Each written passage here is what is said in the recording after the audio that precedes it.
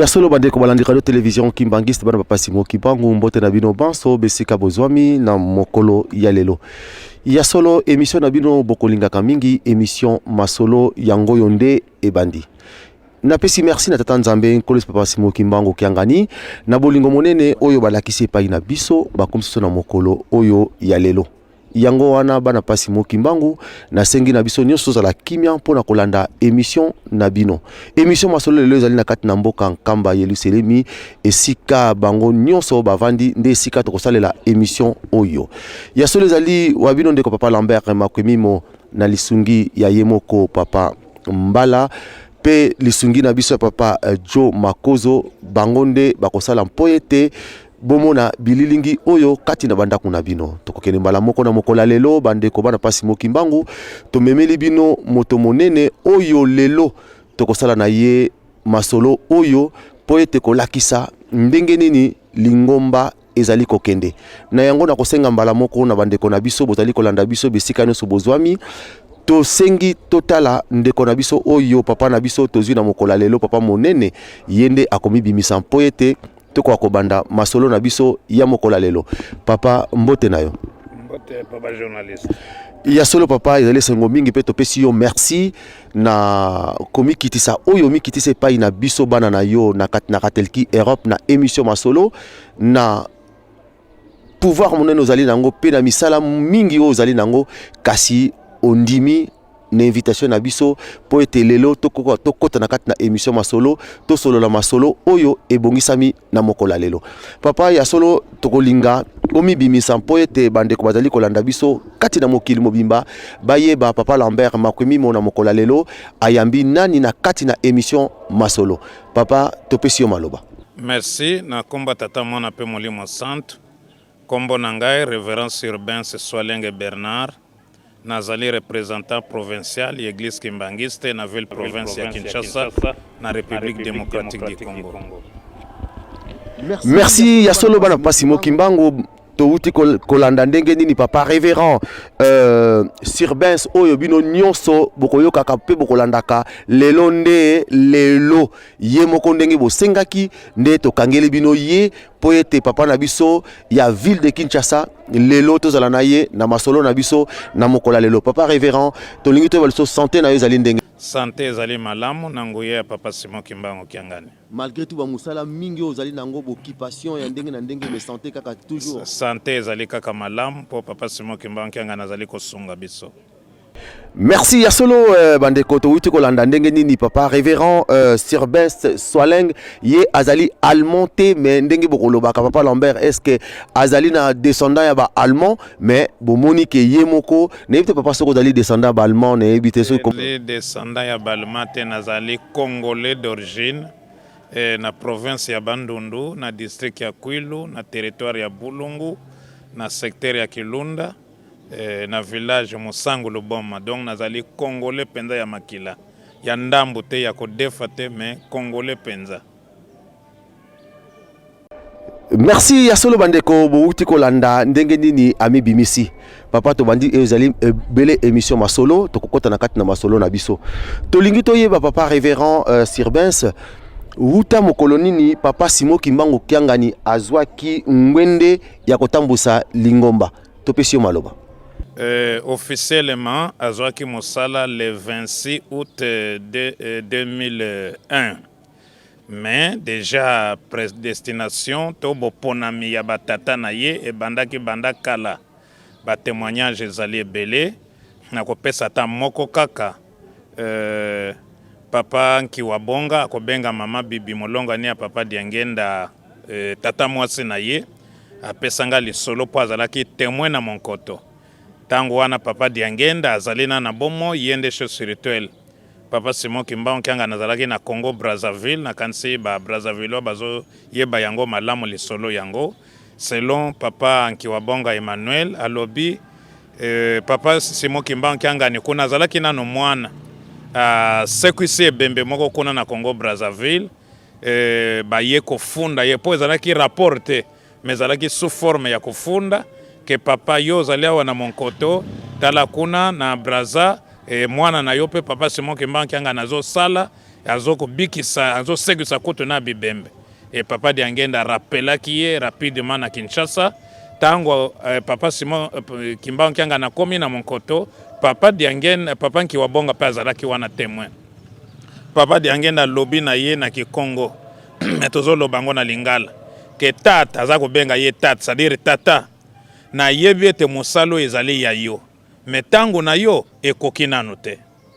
Wana papa Nkiwabonga Emmanuel azali na bomoy, moto apesaki ngai témoignage wana tango nazali na pasteur communal na Bumbu. Papa Diangenda zoloba na papa Simon Kimbangu Kyangani que tata, c'est-à-dire tata mosalo yo na yebi ke ezali ya yo. Mais tango na yo ekoki nanu te. Oyo tango na ngai. Donc et ça ponamaki banda kala ke yenda kotambwisa Lingomba, mais officiellement simaliwa ya batata nyonso misato e batelemisaki ye officiellement na miso ya bandimi banso le 26 août 2001 awa na nkamba Yerusalem. Merci ya solo bandeko tozali kolanda papa révérend ndenge nini nazali ko limbolela biso na bamituna na biso ya ebandeli. Papa révérend ndenge outi koloba na biso papa Simon Kimbangu Kyanga bandi mosala na ye et tomoni ke ndengo outi ko se présenter ozali représentant ya ville de Kinshasa. Mais papa tolingi to ye basikoyo depuis papa Simon Kimbangu Kyanga ni aye azwingbende avandi Lingomba l'église Kimbangu ezali ko kende liboso ou bien etelemeli obele esika batata batika kibiso. Banda tata Simon Kimbangu Kyanga ni azwi mosala akoti na bokonzi ya chef spirituel et représentant légal l'église Kimbangiste Lingombe zo kende liboso na makasi pe na mpiko nyonso. Yambo ezali na motuya ya bandimi. Nete biso na Kinshasa pona zwa exemple ya ba province mosusu te esika nga nazali to yambaka ba tuya sika bo bazokota na Lingomba mbala mibale na mbula na mai pe na octobre. Chaque année tozali ko yamba. Soki moke ba 1500 likolo. Soki moke. Soki ebele ba 2000 et quelques alors par session. Yo zwa na mbula moko. Tozwa minimum 1500 plus ou bien fois 2 pour ezalaka matour mibale. Donc 3000 fidèles bazali kokota na mubu moko na Kinshasa ya pamba. Bon, zwa 2001 ya zwa ki ngwende ya bokonzi ti lelo bakomi déjà combien. Donc wana du point de vue démographie to nombre mutuya ya bandimi. Donc banda zui bokonzi na ma te yazo pesa biso na instruction na ba ordre na orientation ndenge tozali ko salela bandimi ya sika bazo kota ebele et puis ye moko akomi na ba stratégie na ye azo kene komila kisepa na bango. Okoyoka kuna na Equateur, okoyoka kuna na Poto, okoyoka kuna na Afrique du Sud, okoyoka na Katanga. Ye moko to ngai biso bato pesa ba recommandation na bimbangi tozo yamba bato ndenge na ndenge pe tozo yoka ba témoignage. O ngai papa Simon Kimbangu na kota na nga kuna na Equateur. O ngai papa Simon Kimbangu na kota na nga kuna na Kasai. Na Katanga alobi na yankamba. Tango akoya oya komona lobi akomi Kimbangiste. Donc banda papa Simon Kimbangu na zubo konzi motuye ya bandi mezali komata bobele komata na cadre évangélisation azoko organiser ba séminaire wana 16 international église ko pesa ba instruction makambo ya ndenge na ndenge et sika tozali ko kende ko salela vraiment évangélisation ezali makazi surtout na ville ya Kinshasa ezali ko telema na ndenge azo pesa orientation na ye toloba sikoyo na botongi wana kutuko lobate po banda komi mokonzi banda kubanda na nkamba pe na bisika mosusu zo bota malokola mayebo lokola biro na yewe ezali loko ya sika awa tozoko tala kuna kende na baka nyonso komona bandako ya ndenge na ndenge oyo ya kala zoko réflexionner yango ko moderniser yango donc soki otali na baka nyonso kene na camp prof kuna ndako les 4 maisons oyo ba mouvement batongi ezali na rengi na ye oya ya école conventionnelle Kimbangiste tata Lonjoko basali ezali na rengi na ye kende oya inauguré lobi awa ya bana nkolo ezali lokola masua ezali na rengi na ye kende kuna na baka mosusu kuna nyonso wona ya Belgique atongi na rengi na ye donc na baka nyonso modernisation ekoti makambo asike ekoti yaka na Kinshasa temple ya Bukama ye moto inauguraki yango le 12 septembre 2014 na occasion ya centenaire ya papa Kisolokele kende na ba paroisse nyonso ba tribune moderne tongami ba bureau moderne ba latrine moderne donc makambo nyonso ekomi moderne ndenge ya zolingele yango donc papa journaliste na règne papa Simon Kimbangu Kiangani lingombe ke liboso alors na vitesse awa tozoko loba na yo mise ezotongama et puis suki wana te awa tozoko mona ba courant ezokota bakala mingi te banzela ezaliko ezana projet ba makambo ebele na règne na ye et puis réhabilitation ya papa Simon Kimbangu judiciairement esalami oto bengi révision ya procès ba conférence internationale sur papa Simon Kimbangu et salami mbalami balé donc azoko kende na lingomba na vitesse même na centre d'accueil bureau na ye tongami ezalaki te papa Diangenda atikaki yango te amphithéâtre ezalaki na chantier awasilisa yango na soki 1 mois tokoko loba soki na 40 jours asilisa yango pe conférence internationale salamaki na kati amphithéâtre donc makambo sika ekoti ebele na lingomba banda ya komi mokonzi azali ko kende na vitesse soki bato bazali ko comprendre te bakoma na nkamba bamona réalité ya mosala ya papa Simon Kimbangu Kiangani donc pona biso na mai tozali komona biso bato zaka pembeni na ye pe tolandaka tokotaka réunion elongo na ye na mai azokoloba nayo azo orienté vraiment tozali ne sengo monene ke avancement ezali makasi. Merci ya solo bandeko balane bana pasi Mokimbangu tozali na toujours na kati na émission na biso émission masolo ba oyo boye sima papa Lambert ndenge zali bolingo na ndenge bosengaki yango tozali na papa révérend Sirbens oyo bino suboko bengaka na poto lelo nde lelo yango wana tozwaki ndenge elaki pona kosolola masolo na biso ya mokola lelo papa révérend ya solo motuna oyo ezali kosala biso pasi mingi bato bazali koloba ke papa Simon Kimbangu Kiangani azalaki mwana donc koka papa Simon Kimbangu et lelo oyo koka papa Simon Kimbangu batali kobenga ye Nzambe Molimo Mosantu pona yo sikoyo meka kolimbolela biso est-ce que azali motu ou bien azali Nzambe Molimo Mosantu et puis soka azali mutu olimbolela biso azali bo mutu na ye puis soka azali Nzambe Molimo Mosantu papa révérend olimbolela biso pe ya solo bo Nzambe na ye soki ezali ndenge nini papa révérend topesi yo maloba. Merci pona motuna yambona pesa yano na motuna na yo nazo compléter na ba réalisation ya papa Simon Kimbangu Kiangani même na côté ya mabele azuba mabele ya sika ebele na Kinshasa tozali na babuma tozali na bankingankeno tozali na bisike ebele ya sika nete na buma kuna bilangezo salema pe ba projet mosusu ezali en cours et puis wana nkamba oyo opération ya kundoli kolona pe kobokola bazo bokola basoso kuna na nzundu babilangezo salema ba etan babibwele ko bokola donc ba réalisation ezali ebele soki kotanga ngo moko etokokoma tina butu na mutuno tuni ke ye azali koko ndenge nini babengi ye Nzambe yambwe sengele ko yebete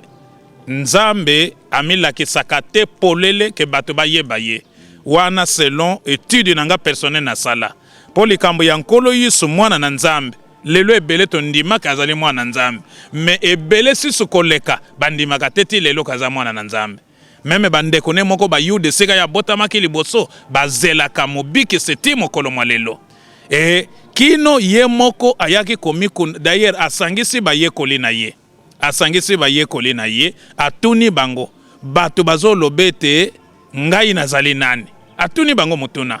miso eteli bango bazo yebate nini bakoloba balobi oui bato balobi yo zali bamosusu balobi yo zali Jérémie bamosusu balobi yo zali soki Eli bamosusu balobi soki ozali moko ya ba prophète ainsi de suite. Bon wana bangonde bazali koloba siko bino bato bozoko mona mi ba réalisation na ngai ba miracle sika nazo tambola bino na ministère nga bino bolobi ke nazali nani on yebi ke bato ba yeba kite ko sosola soki kolo isu azali nani kino le sel Pierre moto ayeko kundola yango ke yo zali Messi ya mwana na Nzambe ye ayeko lobete ezali makilana musunite moto revele yo makambo wana metata nanga azana likolo ozoko yoka nkolo yisu réponse apesa lobi secret wana ezali yobo moto na yote moto esosoli ke nazali mesi ya mwana na nzambe me tata na ngai na likolo tata nzambe moto a révélé yo secret wana. Et puis mingi soka sale miracle za koloba boloba ngo na moto te. C'est-à-dire nzamba azala korgeye te komila kisake ngande nazali nzambe. Soki bino bato bosale forte ya ko découvrir ye to ye moko ye ko mila kisepa na bino. Donc ngana loba kete ko yeba nzambe ezali grâce. Soki ye moko amilaki site okoyeba yete. Enkolo yisu finalement ti akufaki akei discussion ezalaki na makambo na ye. Foko yeba nanu yango. Kino na 325 na concile à Nice nde ba yeko arrêter ba élaborer doctrine ba lobi désormais Yesu azali mwana na nzambe Messi ya mwana na nzambe. C'est-à-dire déclaration ya Saint-Pierre o ya salaki yango nde ezalaki adopté na concile ya Nice. Et mutakena ko kondola yo yango plutôt azalaki muto munene te nganga nzambe munene te to soki docteur te un diacre Athanase. Donc le kamwanzambe ezali kaka bato pamba bato ba sosolaka yango. Bato mayele na bango na ba confusion na bango ba sosolaka nzambe malamu te.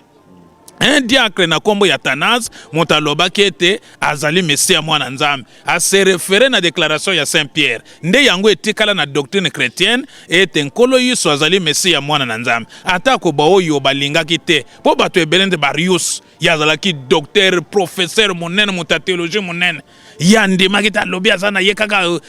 mwana na nzambe te kaka peut-être ba adoptaki ye obi soki ndenge nini wana mais malgré ba telemelaki nkolo yiso lelo mokile mobimbe komiko belela nkolo yiso mwana na nzambe. C'est-à-dire moto alinga te kozala nzambe ekodepanda na bato na mokili te mais zali ya ye ya makila na ye. Pona papa Simon Kimbangu kiangandi. Papa Simon Kimbangu kiangani pona nini biso bakimbangisto ye koloba biso ka bakimbangisa te ba témoigner les autres uta même na bato libanda ki azali nzambe molimo santo e bandina koko na ye Kimbangu ndengo seli koloba papa Simon Kimbangu ndenge nkolo yiso po bato ebele baloba kete Yesu ba prophète ebele basakolaki koya na ye azali Messia mwana nzambe lokola bezayi pe ba prophète mosusu me ya bino Kimbangu nani asakolaki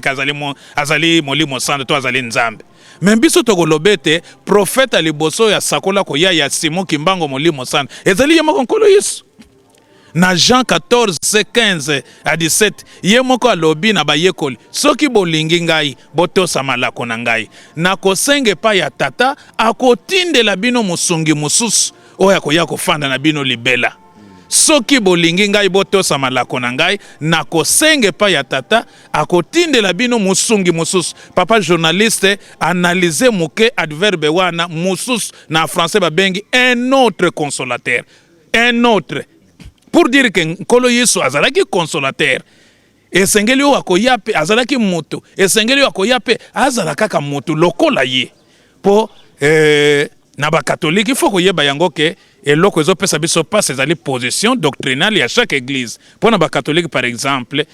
molimo santo azali moto une personne effective mais inconnue ayebani te foto na bango te po alataki nzoto te na tango na bango tango doctrine zaki élaboré na tango wana yazwaki na nzoto te azalaki esprit na ba protestant molimo santo azali ndeke azali mopepe azali puissance oyo nkoli soza ko salango enga nazo komituna est-ce que ndeke akoki ko consoler moto? Non, ndeke akoko consoler moto te bobele moto nde akoko consoler moninga ne moto. Je vous enverrai un autre consolateur pour dire que Yesu pe azalaki consolateur azalaki moto esengeli oya koya azala pe moto lokola ye apporter corps humain. Donc tala eloko wana esengeli bato bakwa koyeba pe kososola yango nde ye wana papa Simon Kimbangu en dehors ya Bible ba passage ebele soki toye kotala meme na ba cantique capté ba nzembo na biso ezalaka composé te me utaka na lola ye moko nzamba révéla ka biso ba secret ya lola ba nzembo ebele zo confirmer biso ete papa Simon Kimbangu yende molimo santo e bongo nzembo euti likolo nzamba révélé biso tokocha teme ndenge nini toza na mayele ya moke et puis ba makambo eza ebele même mama Kimpavita deuxième prophétesse oya sakola ko ya papa Simon Kimbangu ezali mama Kimpavita en dehors ya nkolo so premier prophète et mama Kimpavita ya mibale lokola ba bundisaki ye ba briller ye vive alobi atako bozo bomangai boyebete Kimbangu azali koya mobikisi mususu azali koya bino bangolais lokola bo trahir ngai bo teki ngai na ba missionnaire portugais boyebaka likambo ya kimbangu bokolandela yango mosika makolo na bino ekobana kovimba bokobana kotambola makolo lelo tomonaka bato ya kimbele yangola pona koya kolandela kamango na nkamba bakoya kobima wa 2 semaines makolo vimba vimba donc liloba na nzambe elekaka te yango makambo eza ebele pona papa Simon Kimbangu ba prevezo lakisaki azali molimo santo nkolo yiso ateyaki papa Simon Kimbangu pe ateyaki nkolo yiso abigisaki bakoka papa Simon Kimbangu pe abigisaki bakoka nkolo yiso atalisaki bato bakufa miso papa Simon Kimbangu pe atalisaki bato bakufa miso nkolo yiso asekisaki bibembe parmi lesquels Lazare. Il y a 3 jours, papa Simon Kimbangu pe asekisaki bembe ya mama Dina o ezaki déjà ebandi ko pola mais papa Simon Kimbangu na kombo ya nkolo yiso asekisaki yango famille ya mama Dina til lelo bazali na conférence internationale ya 2006 na centre d'Aké na Kinshasa babimaki ba se présentaki ke bisonde famille to bakoko ya mama Dina wana donc ba preuve ezali ebele et papa Simon Kimbangu akufaki ya solo na bonzoto mais til lelo azali kokene komilakisa na bisika ebele ti lelo yo bo soki azalaki prophète po bato bakonselaka ye prophète soki akufi mission nzamba pesaki esuki wana mais papa Simon Kimbangu ti lelo azali komilakisa mais prophète ndenge nini wana donc azali plus qu'un prophète donc ye nzambe molimo santo ba preuve ezali ebele pona mbala ya mibale ya lobi na 1917 na kobotama lisusu po nzoto yo ndenge balakaki yango na Dana Eve ete utaki na mabele okozonga na mabele et même Bible lobi na Psaume 90 verset 10a lobi moto akosala 70 ans soki azali vigoureux akosala 80 ans donc atako azali nzamba lati nzoto mais akokoleka oyo ye moko aretaki te akangaki te yango esengeli achangeaka kaka poso po ete akontinue mission na ye yango alobaki na 1910 papa Simon Kimbangu alobi na 1918 na kobotama lisusu yango na 1918 etango totalaka na bana na yo babotamaki papa Diangena moto abotamaki e ba preuve pe ezali tango papa Simon Kimbangu akokuta quelque part akoya kozonga na ndako papa kesolokela koyamba ye ndenge mwana nyonso yambaka tata na ye papa Dialonga na koyamba ye sans problème tango koma na papa Diangena azokomi yamba ye moko dans le vide eza kotungisa ye kino mokolo sa révélé mais kasi yo ezali kaka ngai ye mama mwele pa yebisi me tata na yo kaka yote même yo moko yebisi nde esika motema na ye kitaki donc papa Simon Kimbangu ye wana ya kozonga na 1918 na nzoto ya papa Diangenda nde na ntina na papa Simon Kimbangu kiangani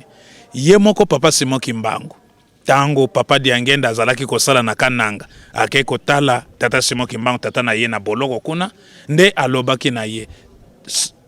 mutu na basi na bino misato pomba kala mingi te na lingi kokufa oyo mwasi oyo akobota mwana mobali ye wana nde akobota ngai donc nakoya kobota malisusu nde mama Kulutu mama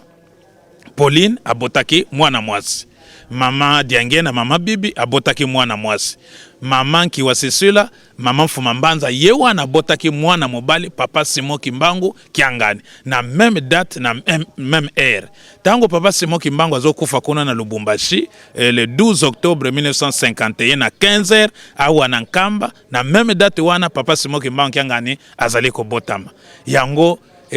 preuve ya munene ye moko Kimbangu mutalobaki ete mwasi na bino moko ya basi na bino oya kobota mwana mobali ye wana nde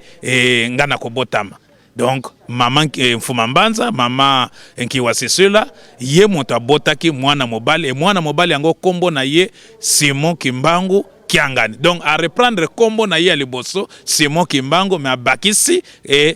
kiangani pona ko chabiso na mwa confusion soko za na mayela molimo te oko comprendre te donc ba preuve ezali ebele ya kolakisa te ye wana papa Simon Kimbangu ye wana nzambe molimo santo esuki kaka na biso bakimbangiste te nazali koloba na yo ete bakala mingi te mama moko ya témoin de Jéhovah ayaki pe wana Nkamba alobi akufaki 3 jours tango akekuna na Lola ake kokuta papa Simon Kimbangu kiangani kuna alobi na ye nazozela yo na nkamba na bilambo yo papa Simon Kimbangu ngani alatago ya mona ki ekuna tango ayepe na kampo ayebi nkamba te mbala liboso ayepe aye kokuta papa Simon Kimbangu ngana même tenu wa monela ke kuna ke okomona ngai okoyeba ngai tala ndenge nazali tala tene na lati tango ayepe amoneka na teni yango mbala moko ake epa papa Simon Kimbangu ke yonde na mona ki kuna na lola. Donc biso batozo pesa ba témoignage ba recommandation na Kinshasa po banoki Kimbangu ba ya na nkamba tozo yoka ba témoignage ndenge na ndenge. O to moni papa Simon Kimbangu ngani kuna na lola. O to moni papa Simon Kimbangu ngani kuna na mboka boy. O to moni papa Simon Kimbangu ngani kuna mokili boy. Na poso na bonzoto azali na nkamba. E kuna zo mona na ndenge nini. Même prophète asala ka miracle wana te. Donc ba témoignage ba preuve ezali ebele wezo la kisake ye wana papa Simon Kimbangu ye wana papa Diangenda ye wana ye kozonga na kombo ya sika papa Simon Kimbangu kiangani. Donc azali 100% homme 100% Dieu. Même nkolo Yesu alataki nzoto azalaki 100% homme 100% Dieu. Azako linga komi benga mingi fils de l'homme, c'est-à-dire mwana na moto. Donc likambo ya kokama wana ezalite yango na lobaka ete makambo na Nzambe koyeba ngo na bonzoto ezali mwa pasi soki Nzambe ye moko asosolisi yote ndenge ezalaki na bayuda kuna ti lelo bazozela Mesia me bazomona yete aya na ye pa ye kobota makote oyo epa na biso. Donc Nzambe atikaka bato na mwa confusion ndenge bata théologie balobaka quand Dieu se révèle il se cache, quand il se cache il se révèle. Nzambe milakisaka polele te po bo comprendre ye na banda na ati na z ya tika bato na mwa confusion yango ndo différence po koyeba ke azali Nzambe po soka mitiki boyebi ye banda na ati na z wana azali Nzambe te. Nzambe ateka bato na mwa confusion po ete mayele na ye eleka ya bino.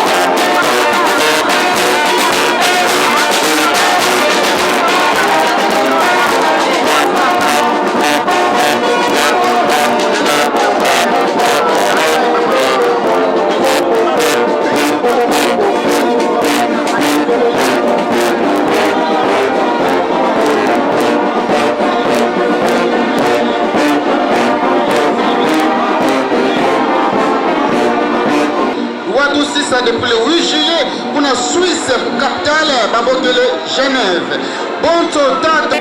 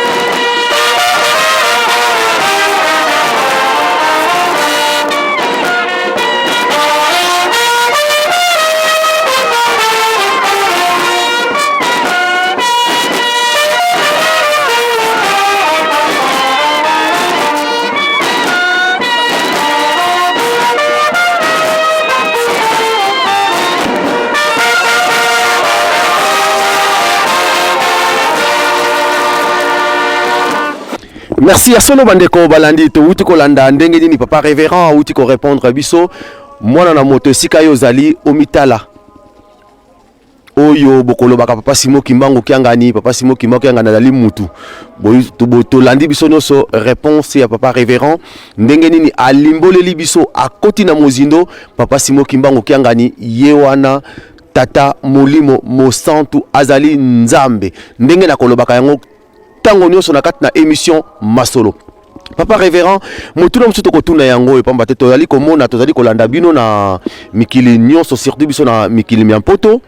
tozali kolanda ndenge nini ville de Kinshasa ezali ko changer tomoni mboka na biso ezali ko changer et tomoni pe yo pe otikali simate misala ezali kosalama na kati na mboka na RDC na ville de Kinshasa kobanda na mais monsieur le gouverneur ndenge mboka ezali ko changer tomoni pe kati na lingomba ville de Kinshasa ezali ko kende kaka obele liboso tolingi to tuna yo lokola yo moko zali wana papa révérend oyo toko kaka surbens nini oyo ozali ko sala po ete ville de Kinshasa ezala koleka tandis que tozali komona ba collègue no bozalaki na bango ba papa ba collègue ba représentant mususu mais yo zali ko beta bango kaka ville kizo ke ni kaka likolo na misala na makambu nyonso zali kaka likolo papa révérend tolingilo olobela biso secret na yo ozali ko sa poete bato pe mususu et surtout na Europe balanda ndenge ozali ko sala poete Europe et kene liboso mekana ni koloba so nini ozali ko sala. Merci. Secret ezali d'abord en tant que banganga nzambe pe toteya ka banganga nzambe na biso ya Kinshasa na ba réunion na ba séminaire nguye ya nganga nzambe eutaka d'abord na bobateli mibeko ya nzambe mibeko ya lingomba pe yesika yo fandi et puis ya mibale kozala makasi na mabondeli po libondeli to mabondeli zali munduki ya mondimi en dehors na yango biso na Kinshasa to pratikaka mayi mokonzi ya bule azali kote ya biso tango nga na komi mokonzi ya nommé nga représentant provincial to yaki na nkamba kozwa nguya kozwa orientation nini biso to kosala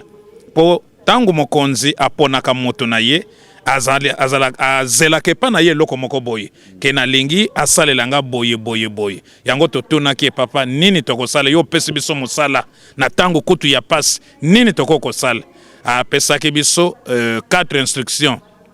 to mission alobi ya liboso na ponio na ville ya Kinshasa teya na bandimi na ba pasteur bato nyonso ba soutenir baction na ngai wana première mission to première instruction alobi teya na bandimi teya na banganga nzambe ba soutenir baction na ngai c'est-à-dire soutenir les actions des choses spirituelles et représentants légal nde na baction na ye ezali ko ba projet na ye nyonso yo azali nango alobi par exemple mise naza na posa ya mbongo biso to yebisi bandimi pe bake to luki mbongo to pese sima epesami na pete nyonso wana nde ya liboso ya mibale alobi redynamiser ngai ville ya Kinshasa par redynamiser ou bien redynamisation pour nangai ezali placer l'homme qu'il faut à la place qu'il faut et pas na biso na Kinshasa sentiment ezalaka te soki na ndimi yo seke oza penza mosali oza penza elombe kone pa na biso sentiment ezate biso tozotala ba qualité nyonso na évangelisation na spiritualité na animation pour actuellement na Kinshasa même na lingomba en général ezali so ba pasteur ozofana na bureau te ndenge ezalaki na kalozo zela bandimi na bureau to na paroisse te ba pasteur to komi batu ya terrain yo moko okay ote yo sensibiliser yo moko parfois ko animer pour ete atteindre objectif ndenge papa zozelela po otindi bien mondimi ya pa mazo ko animer et peut-être bandimi basepelaka na yete bango pe babude bakangi maboko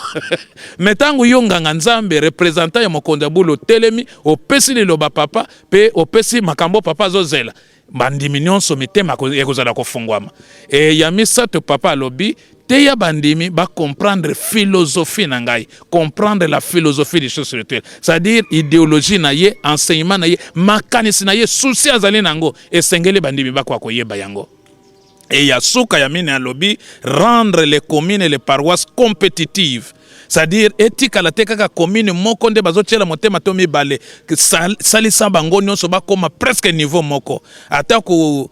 motuya ya bandimeko kozala ya na bokeseni mais quand même bazala kolamoka rendre les communes les sections ou bien les paroisses compétitives, c'est-à-dire bango nyonso bakoma makasi na momekano bato nyonso bazosala malamu yango pe mosala tozali kosala yango tozokita na terrain na ba commune na ba paroisse na ba cellule pona ko sensibiliser pour bango nyonso bakoma compétitive, c'est-à-dire ba commune ba paroisse voire même les cellules et les belelo même ba cellule mosusu ba komi ko beta même ba nation ko beta même ba province. Donc nyonso wana ezali par rapport na instruction na mission yo papa Simon Kimbangi na pesa biso et en dehors na yango to salaka tout et to organiser ba séminaire na banganga nzampo balobaka mama na likambo malamo ye bakantina.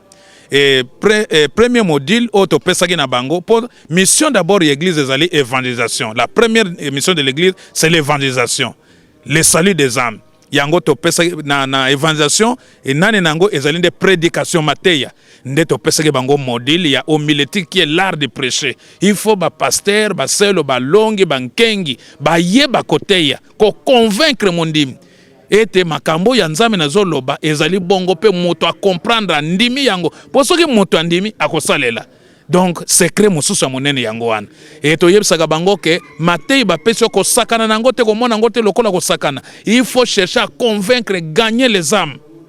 Yango moni ezali makas pe ba formation mosusu ba sacrement ba rite ba nini to pesa bango po ete ville Kinshasa ekende liboso neta wana zoloba ndenge papa lance opération ya 1000 francs. To convoquer déjà séminaire moko to lancer des séminaires moko kozala vendredi banganga nzambe nyonso ba pasteur ba selo ba longi bankengi to kotisipe bango to kozwa malobo yo papa lobaki surtout yo mokolo yo professeur Sedwa wana lobaki malobo papa minena lobaki na mise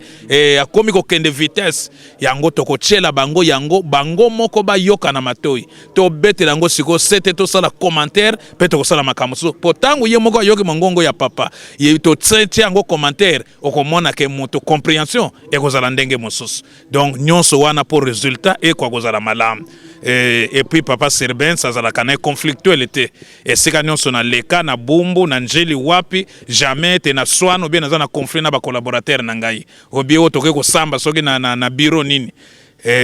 problème moko ezalaka te to comprenaka bango pe ba comprenaka biso et to tikalaka na respect à ba texte église. Donc eloko monene ezokotsa ba conflit na lingomba yango wana biso na Kinshasa to tikalaka na respect ya ba texte église. Ngai représentant nazotosa ba attribution na ngai nazotosa pe ba attribution ya inspecteur nazotosa ba attribution ya secrétaire ya chef de division ya moto na moto na tikaka liberté na moto asala mosala na ye librement soki sengeli ordre de mission nga moto na signa yango na teli d'abord likambo yango na analyser yango ça va na signa na pesa nzela ke kosala yango. Donc collaboration ezali malam po eseka ba conflit ezali mboka ekitaka pe makambo ezonga kasema. Donc collaboration na Kinshasa ezali malam yango to teyaka pe ba passer communion sectionnaire bango pe baza na collaboration malam eseka bazalaka na kanisi ya minene yango wana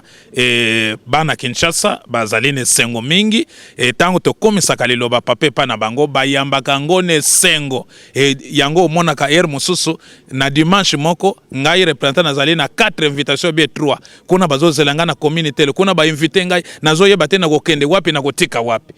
Ozo comprendre poete ba yebi ke soki papa représentant akomi ako apporter eloko ya sika makamunyo se kotambola malamu nde na Kinshasa secret na biso yangwana bana Kinshasa ntsinsane kote la bango na makila balingi tata na bango papa Simon Kimbangi ngani balingi nkamba Yerusalem na ndenga kosakana te yango makamyo so papa tindaka ata crise za ndenge ne bakosala tout po papa sepela po bayebi ke mapamboli za na ye soki ya sepeli bango bazwi mapamboli yango mona bana Kinshasa babo. Merci papa révérend ya solo bande ko balandi radio télévision Kimbangi to ko continuer toujours na katina émission na biso émission masolo tozali na papa révérend Sirbens Swaleng oyo représentant ya ville de Kinshasa oyo na bolingo pe posa la ville ezalaki tozoye ndele tozali na kati na nkamba Jérusalem. Papa révérend ya solo to uti koyoka yo kasi motuna msutoni koyeba collaboration na yo na ezali ndenge na ba pasteur na yo ya ville de Kinshasa et surtout na président du collège le révérend Ntimba Mpaka Maurice. Pamba te tokomonaka ba responsable mingi ba pasteur mingi ba kotosaka hiérarchie na likolo. Mais yo collaboration na ezali ndenge nini na ba pasteur na yo ya ville de Kinshasa et surtout pona papa révérend président du collège papa Ntimba Mpaka Maurice. Papa révérend topesio maloba. Et pour na motuna collaboration nanga d'abord na mokonzi nanga direct président du collège révérend Ntimba Mpaka Maurice eza kitoko makasi. Même motuniye akoyebisa yo kengana papa Surbain représentant ville à Kinshasa to fanda keseka moko na Kinshasa problème moko ezate eloko epesaka kimia ndenge na lobaki liboso ezali respect ya ba texte moto na moto azali na ba attribution na ye règlement intérieur esunga moto na mosala na ye ba principe et méthode tant tozo sala ba document ezali ko régir to ko tambisa lingomba conflit ekozala te ngana tosaka misala ya papa président du collège na suka kana ba limite ya ba attribution nanga to ya mosala na ngai pe rapport nanga ekendaka nde pa na ye po yende mokonzi nanga direct na ba pasteur communaux sectionnaire biso pe collaboration ezali malam bango pe batosaka biso pe to tosaka mosala na bango to chaka moto na moto nesika na ye na mosala na ye ndenge na lobet ki ete to organiser séminaire pour na kotanga règlement intérieur tango yaki nalo nazaki passer comme na bombo to tanga ki ango banganga nzambe to lala libanda kotanga na mabonde lipo moto na moto ayeba ba attribution na ye ndenge moko na ville ya Kinshasa to organiser séminaire to tanga ba attribution ya représentant ba yebi yango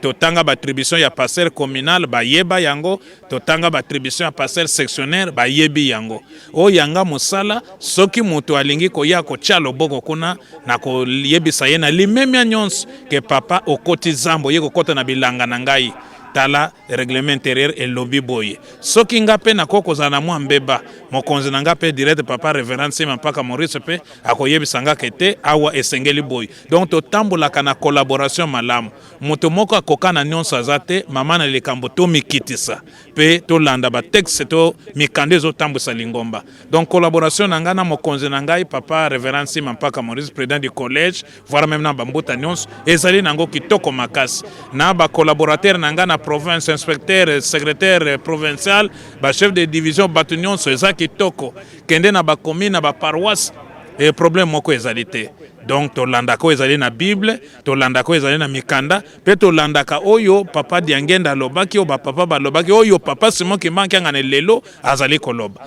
donc pona kozanga conflit pona kotambwisa malamu esengeli 1 kolanda makambo eza na bible lobini na likambo boyi 2 esengeli kotambwisa lingomba selon ba texte ezotambwisa lingomba batambwisa esengeli baza nango bayeba mosana bango ebandi wapi esuki wapi 3 papa to ba papa baza koloba nini to baza kosala nini na likama ndenge wana lelo position ya papa Simon Kimbanki na likambo ezali ndenge nini soki o maîtriser biloko nyonso wana papa okotamsa lingomba malamu pe conflit ekozala te et puis to pesa bango pe séminaire na ba principe méthode et puis ba texte oyo ini nani ba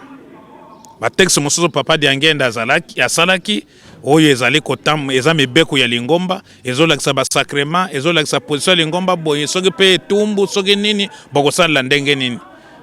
nde nyonso wana yango esalisaka biso na Kinshasa po ete conflit ekwa kozala te donc il faut kotosa mutu na mosala na ye na komikitisa nyonso na lolendo te eza mosala ya Nzambe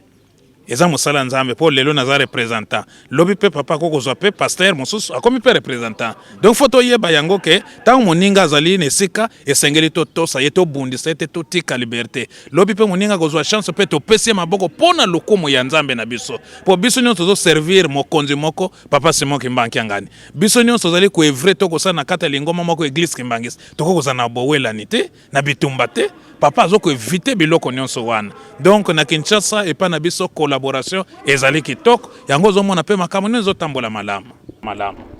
Merci par révérend na kantandenge to wuti kolanda yo pe bande ko bozali kolanda biso et surtout banganga nzambe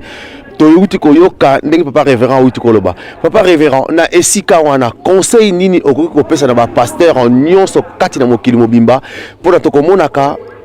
okomona pasteur oyo azali na esika za na fonction exemple pasteur communal ou bien des biso na mikili mpoto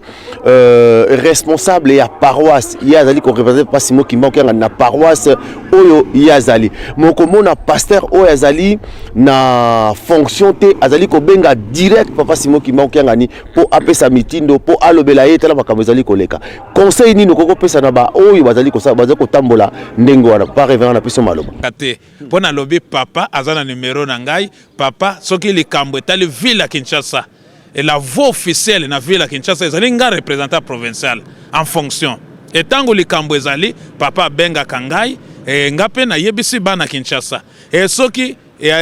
par exemple passer moko aye oh papa lobi bongana lobi wana ezali masolo na bino na papa moto akoko benga papa peut-être na makambo etali molimo azali maladi to azana likambo na famille na ye ya privé wana eza nango problème te papa aza pona bato nyonso mais na makambo etali administration ya lingomba fonctionnement ya lingomba moto akoko benga papa te pona makambo ezotambola par exemple na ville ya Kinshasa wana na zoyo exemple seka biso tozali e ya solina papa aye ko pesa nga mitindo ke papa lobi boy e pa na nga na kondima ngote na koloba wana eza masolo na yo bomba pona yo soki makambo tele ville Kinshasa papa benga kanga moko donc tana za mokonzi na zo kometia ne seka na ngai oke ko lokota makambo na ndenge na yo e soki na yo moko blague ezate na mosala ya nzambe for rigueur ezala il faut totosa mikano oyo ezali na kata lingomba oyo papa ye moko asinya papa koko se contredire te donc kokende ko benga papa na ndenge na yo wana nyonso yango ezotia désordre na kata lingomba ezo créer ba conflit biso biloko wana Kinshasa ezate yango ezomona kimia ezali mosala nzambe pezo tambola malamu foto banga kanzambe peto banga ka papa zoloba na biso azana posa ba conflit azana posa bitumba te ko sona te azana posa ya kimia to memela yende ba solution yango nde papa azali kozele pa na biso donc soki moto ndenge wana azali o asalaka bongo banda lelo atika azana nzela ya mabe azotia désordre na église papa koko sepena na yete pe lingoma mobimbe koko sepena na yete atika alanda tosa baye bazali liboso bazali ko représenter mokonzi abuli oya noma na signature na ye bo bayeba na leta pe bayeba na lingoma mobimba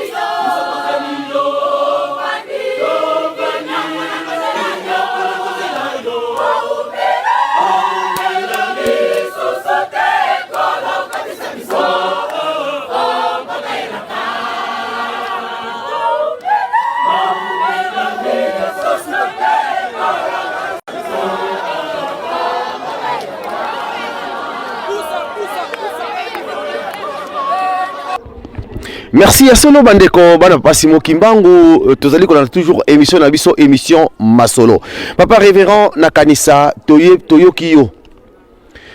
Toyoki ndengo makamso uti koloba. Mais bakokoso nini ozali na yango na ville de Kinshasa. Oyo koki koloba na mokola lelo pe bana na yo oyo bazali na kati na mboka ya poto ko bana na Allemagne, France, Grande-Bretagne, Portugal, Suisse, Finlande, Suède, besika nyonso oyo bana oyo bakende pe bavandaki na kati na commune na ville oyo yo lelo ovandi ozali nango lelo ke basala po ete yo oyo bakokoso wana ezali komonisa pasi oyo bana no bakoki kosala po ete yo zala na kimia na likambo wana ndete eloko nini. Merci. Tozali na mwa bakokoso ebele mais oyo ya monene etali biso nyonso lingomba mobili sonorisation.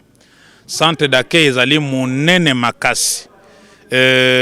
Banda le 20 avril 2014 nde mbule betaki mokolo yango ezalaki mokolo ya communion na Kinshasa. Nde tang bake pelsa groupe électrogène na biso ale na ndenge eza kosala kolamba communion butu mobimba po courant ezalaki te ale tango mbule beteke kokota nde ebebaki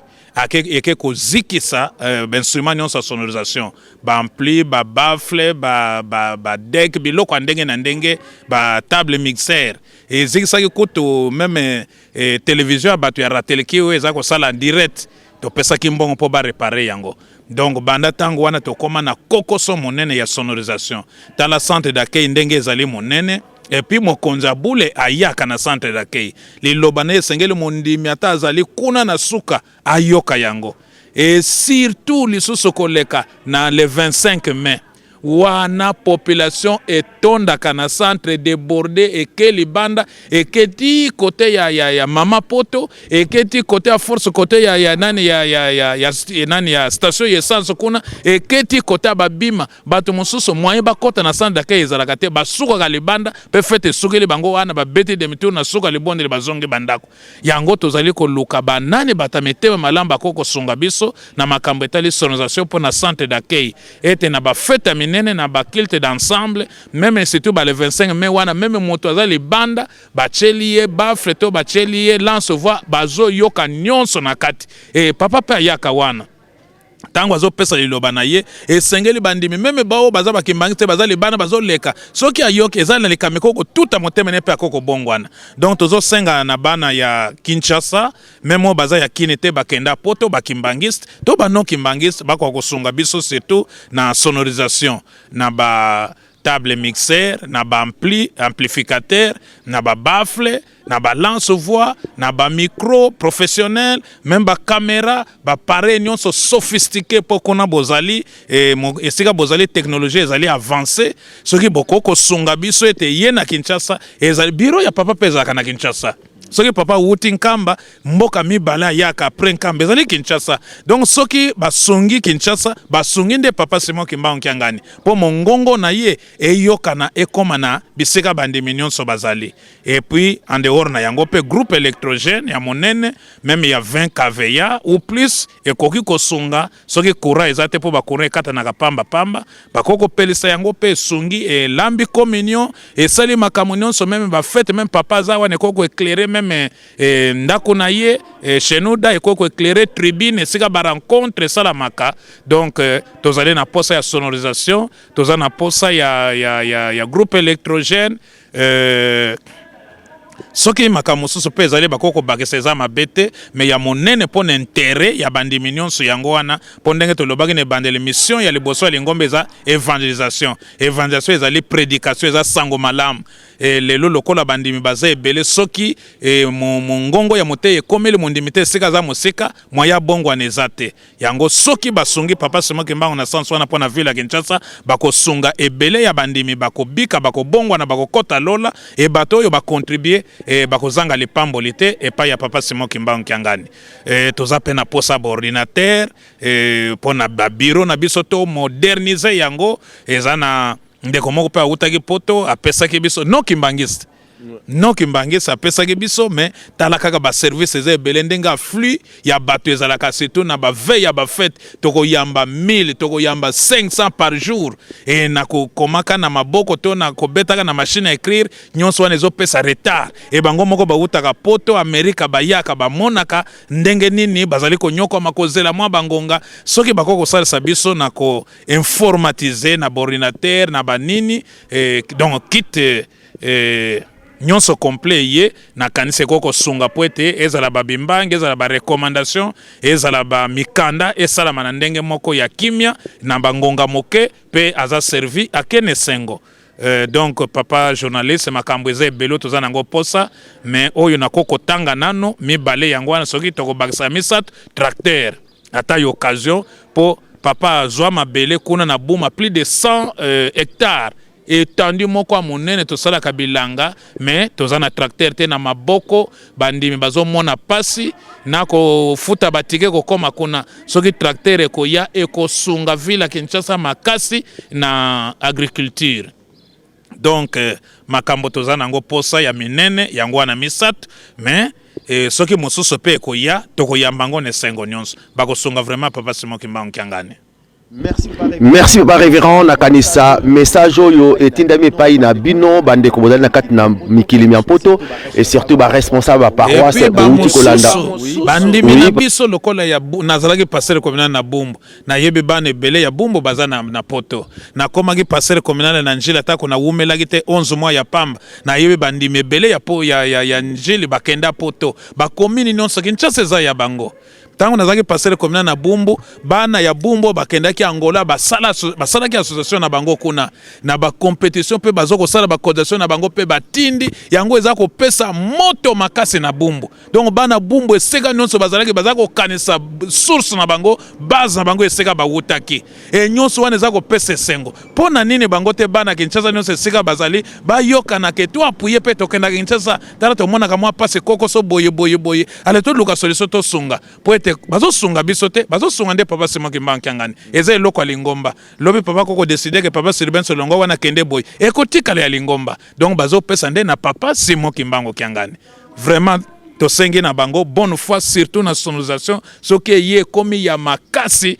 sango malamu eko sakola malisusu na mpiko makasi pe papa ko sepela oui papa révérend nakanisa sikoyo bana na poto moko o bazali kolanda biso bakolanda biso na kati na émission oyo bamoni ke ngai namoni natindelo ko nanga obe na ko benga siko akosala ndenge ni pamba te esika na ndeko zala kana mwa kokoso yango bande ko na poto bakolemba kama moke soki atindeli yango ekomeli pasi boye lobitanga ko ya ko mona eloko yango te mais sikoyo ne tozali ko baboye soki moko to mibale balingi basala geste na bango epai na yo tata na bango bakosala ndenge nini bakobenga nani bakokendele sika nini yo moko lakisa biso esika nini bango bako se diriger po ete basala lisungi na bango ndenge yo soki ye moko aye Kinshasa bureau ya papa Surveillance ezali na Bongolo soki batuni wana bureau ya représentant provincial eseka bazula kabimbangi bakoyebisa bango bakolakisa bango soki pona numéro ya papa Surveillance représentant provincial la ville ya Kinshasa ya Vodacom ezali 081 513 47 95 to 95 pona bato mosusu na zongeli yango 081 513 47 95 pona Tigo 089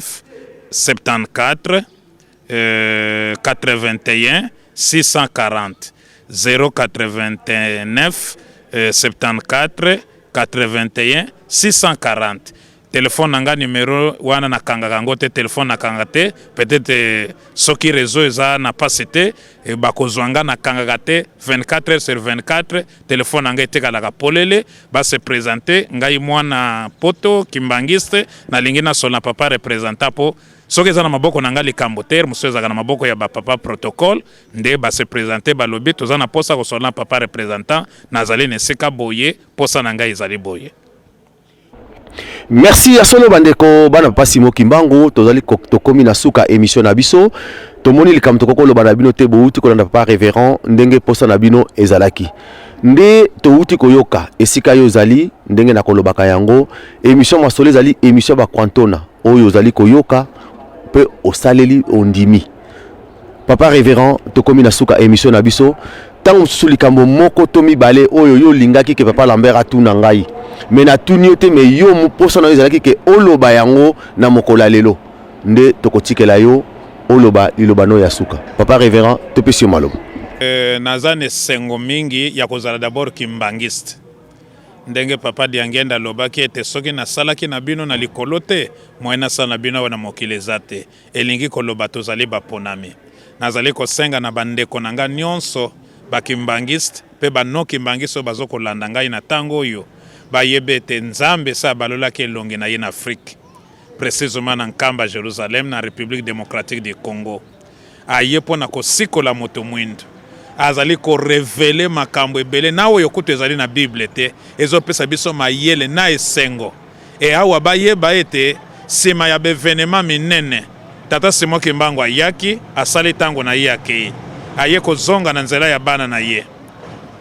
na ye baye bazo sala mosala na bango tango na bango ekoki baye bakei baye kozonga na ndenge ya misato na nzoto ya papa Simon Kimbangu kiangani bayebete to komi na tango bilaka minene et to fongolaki déjà cycle ya bacentenaire to bandi ya papa Kisolokele e fongoli banzela mbonge ya makasi ye mopepe ya sikeye na lingomba e awa tozali koloba na bango na 2016 tozali ko fêter centenaire ya papa Dialongana et na 2018 toko fêter centenaire ya papa Diangena na 2021 toko fêter centenaire ye bandeli ya mosala ya papa Simon Kimbangu c'est-à-dire ya lingomba kimbangiste papa ko inviter mokili mobimba bakonzi ndenge na ndenge bakoya ya ko présenter bango nini lingomba sali banda na mbotala mana yango tina mokolo mwalelo awa na tango tozali kotonga mize na senge na bango baloka mapamboli tozali kosangisa histoire ya papa Simon Kimbangu pe ndako ye ko bokola to ko bomba histoire yango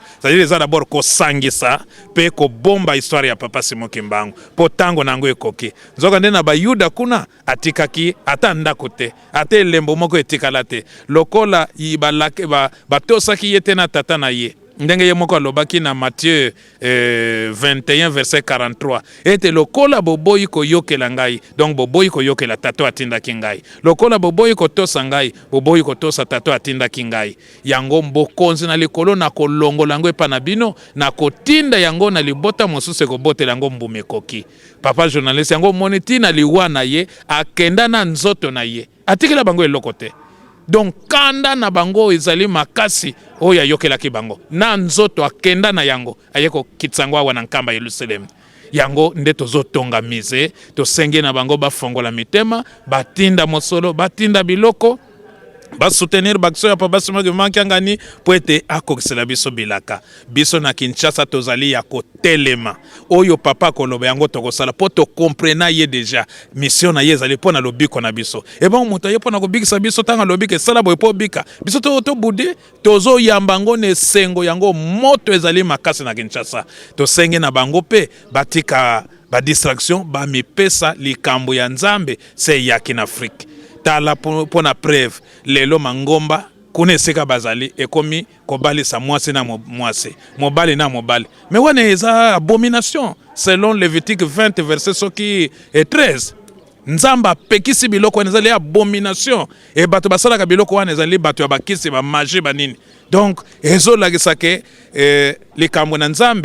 nzambe penza alakeli bango mabe elikambo yango eyepa na biso eloko elakisaka présence nzambe za mobeko yango moni lingomba na biso etelemeli mobeko makasi e papa Diangenda tikelaki biso devise ya bolingo mibeko misala alobi yango nde kokomisa bino bato minene donc na sepele mingi na pesi bango mbote mingi baye nyonso bazali kolanda biso nzamba kwa kopambola bango apambola biso nyonso po ete tango ya bilaka minene koki na maboko ya papa Simon Kimbangu kiangani mokokisi ya bilaka oyo batata balobaki tango tata koya yenda koya kosukisa manso e topesa tata yango maboko po ete akokisela biso manso to sepela Merci ya solo bandeko bana pasi mo kimbangu tokomi na suka émission na papa révérend topesi yo merci mingi et puis vraiment to sepeli mingi na ndenge o pesita na yo marge musale ya lebele awa na kati na mboka nkamba kasi ondimi ko ya o mitiki ya solo tomoni yango tina yango wana ville de Kinshasa zali kokende liboso tikete pasi mo kimbangu kiangani abaksa lisusu oyo ezangi kati na yo pe ville mobimba ya ville de Kinshasa po ete ekokende liboso vraiment topesi merci mingi papa révérend bandeko tosukisi wana pe tokopesa merci na bandeko tokosalaka na bango na kati na émission masolo papa Edi Zolandonga mama Fifi Ndongala papa Tony Diangenda et puis na bandeko nyonso bokosalisaka biso tosengi ke bo continuer kosalisa so po ete émission masolo ekende liboso ndenge bolingaki yango lelo tozana kati na papa révérend Sirbens oyo ndenge bolingaki lelo ye wana bozali na ye bokomona maye o azali kosala na kati na ville de Kinshasa na bino na ngai tomona pe tosalela po ete biso pe tokende liboso pona lelo tosukisi wana tokutani na mbala ya sima merci botika la malamu bon merci papa Révérend derrière